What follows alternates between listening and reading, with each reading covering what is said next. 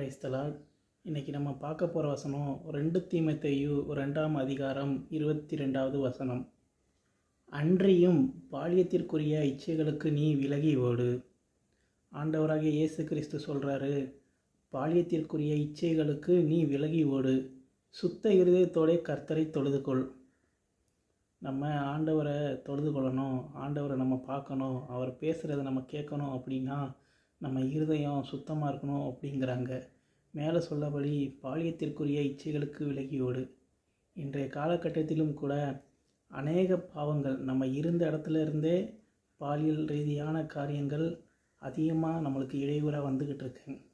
ஃபோனை எடுத்தாலே ஃபுல்லாக விளம்பரம் பார்த்துருப்பீங்க. பாலியல் ரீதியான விளம்பரங்கள்.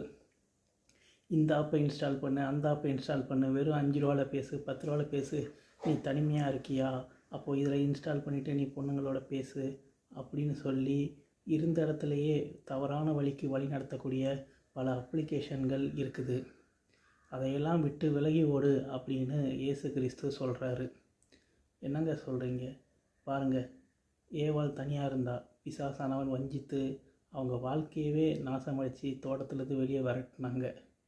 அதே மாதிரி தான் தவறான காரியங்களில் நம்ம மாட்டிக்கிட்டோன்னா நம்ம வாழ்க்கையே வனாந்தரமாக போயிடும். எல்லா காரியத்துக்கும் நம்ம கவனமாக இருக்கணும். ஆண்டவரை நம்ம தேடணும்.